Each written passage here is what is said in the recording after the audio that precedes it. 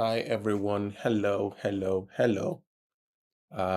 Welcome to today's episode of Money That is Intercontinental. Shout out to everyone who has been staying with us, who has been with us this entire time. And you guys have been amazing. Shout out to our listeners around the world. You guys have been amazing. As usual, I have my co-host she's a host with the most, who brings the fire, who brings the vibe. She's a queen of vibes. Let's make welcome Hassana to the show. Hi everyone. Hello. Hi Femi. Hi, Hassana. Welcome to today's show. So today we're going to do two things. One, we're going to throw open an invite. We're not saying we're going to pick everybody, but if you have an interesting story about cross-border payments for your business, for your school fees, for work, where you work, either for your employer, send us an email, reach out to us on Twitter, on Facebook, on Instagram, on LinkedIn, or on Substack, whichever one, wherever you're listening to us from, reach out to us. We would like to hear your story. If you had to pay school fees from, Nigeria, from Ghana, from Pakistan, countries that usually have issues with payments, or you wanted to, pay a supplier in China, in South Korea, in Belgium, you wanted to make a payment for your business and so on. We want to hear from you. Those challenges that you have faced, reach out to us, and you never know, you might just be on the next episode of Money That is Intercontinental with Femi and Hassana. Am I correct, Hassana? Yep. Yeah. Now that that's out of the way, Hassana, do you want to open today's conversation? Do you want to introduce today's topic? Yeah, today we'll be diving into a side of international education payment that most families never think about until it hits home. So this, and by the way, we're on the 20th episode. This is going to be Woo! the 20th Okay. one. Yeah. Okay. Okay. Shout out to you, Hassana. You've been an amazing co-host. It's been fun doing this with you. Yeah, I mean that's a lot of work. Well done, well done. Very well done. And shout out to our listeners who have been with us for the ride, 20 episodes. Wow. Wow. That's pretty good. That's pretty good. So yeah, So this topic is titled Bank Strikes, FX shortages and policy changes, basically the risk families don't see. So yeah, grab a seat because today's story might sound familiar and it might just save you a lot of stress later. I think, there's a story here, but I'm going to, you know, share it in a different way. Because sometimes, somebody gets admission into school or someone is already in school and they're supposed to pay tuition. And so the family has to first go through the process of raising the money. Now, that process can be anywhere from 1 day to 6 months or a year, depending on the family.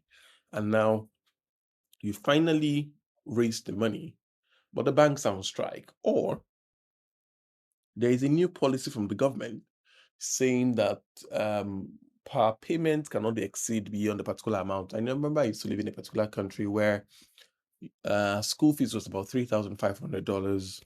But the maximum you could receive in your bank account at a go was, I think, $2,000. So it was almost impossible. Sorry, not just at a go, in a month. The entire month, the entire money that enters your account in a month should not exceed $2,000, although otherwise the bank would flag your account. And so it meant that you couldn't pay your fees at a go. I mean, people had fees of 4,000, 5,000, some even some cases $7,000.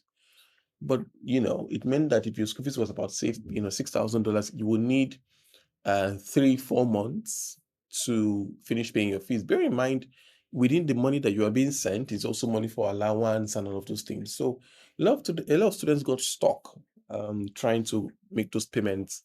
And the semester is 3 months. So can imagine what happens when you cannot receive more than 2,000, you need your house rent paid, you need your feeding allowance and all those things. And at the same time, you need to pay fees. But your fees is about, $6,000. And the bank says you can't get more than 2,000 as you go in a month. It puts you in a very tight corner, a very interesting position. And that's some of the challenges that international students face abroad. Some of them assume that, oh, once I send the money to you, you'll be able to um, once I send the money to you, you'll be the payment will go like in a couple of hours, which is not true. Sometimes it takes about 3, 4, 5, 6, 7 working days to arrive at the destination because there's a lot of middlemen. Hassan, what? Let me hear what you have to say about these things as well. Yeah, I totally agree with you because, like you said, most people, most families, people paying school fees, they just think, oh, she is to send the money, I just send it and it works. But it's not that easy, because a lot of things need to work, like the system need to work together. Banks, correspondent banks, FX, compliance team, and everything. And when one link in that chain fails, the whole process stalls. It could be anything. It could be bank going on strike. You're working up and down, nothing is working. It could be the platform or app you're using to send money fails. Something can happen, and most families don't um really see this. They just think, oh, I have the money, I can pay without any issue. Like I said, there are bank strikes, there could be sudden FX restrictions, exchange rate issues, international bank delays, so many of that.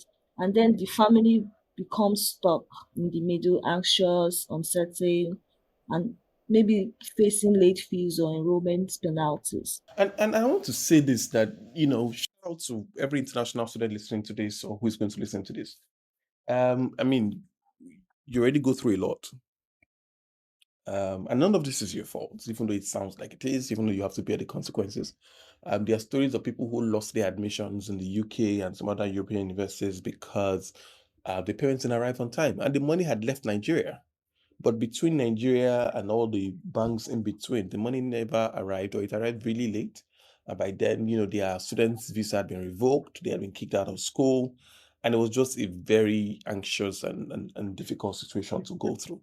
Um, and so there is the missed deadlines, not just sometimes, not just losing the admission, even existing students or current students lose their place in school because or they are unable to write exams because the monies did not get to their destination on time.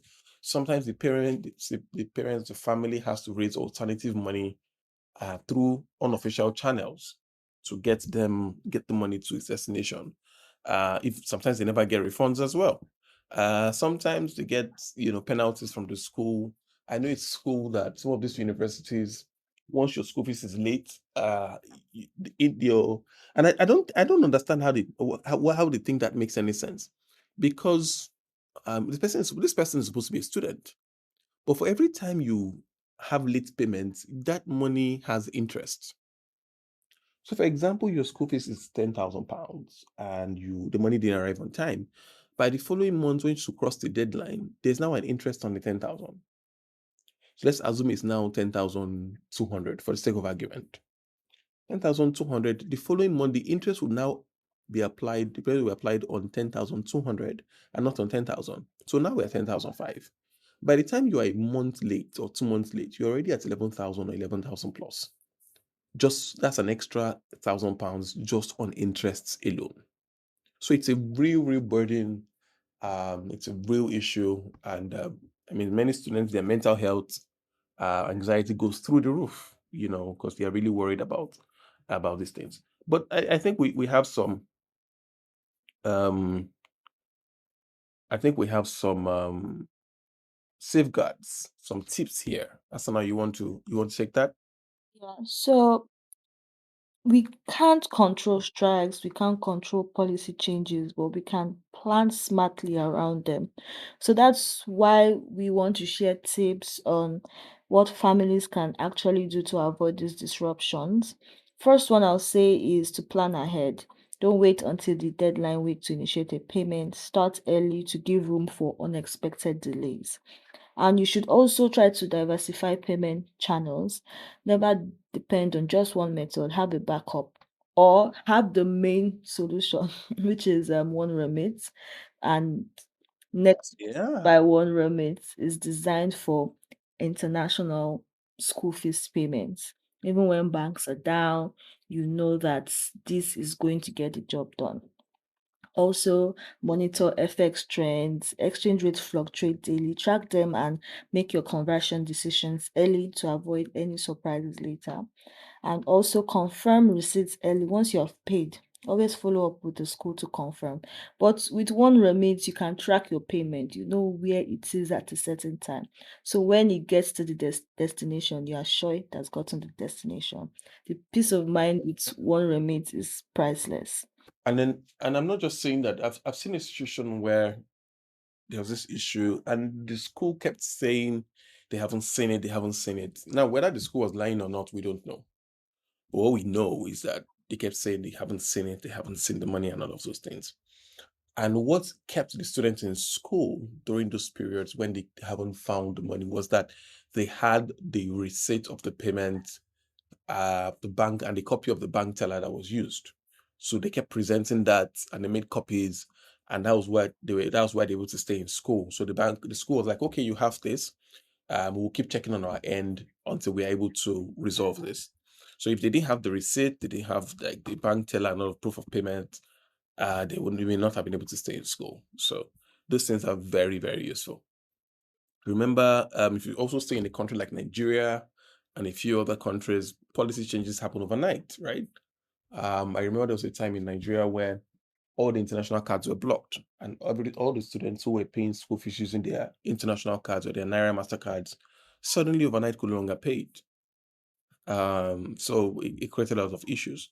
So you can't control that. You can't control the bank. You can't control the foreign exchange availability or shortages. You can't control the government of the day, but you can control your action.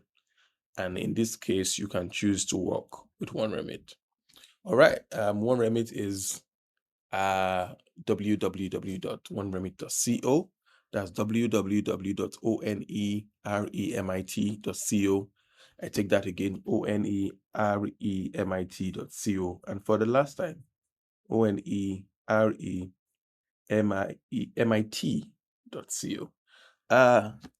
Right. Hassan, any last words for our youth, for our listeners? Just want to say that if your child or someone you're sponsoring is studying abroad or is about to resume soon, don't wait for a crisis to remind you how fragile this system can be. So take control with one remit to explore how you can make tuition payments fast, transparent, and stress-free. Because we believe that your child's education shouldn't be at the mercy of unpredictable systems. Very, very correct. We look forward to catching you guys on the other side. Like I said, if you have an interesting story for us, um, as regards paying internationally, some of the challenges that you would have, then please share with us, reach out to us, and you never know. You never know. You might end up being our very, very first, should I call it external guest, or a guest on, or social media guest. Let me use that word. Social media guests from uh on the platform. All right. Thank you. Thank you very much. And bye for now.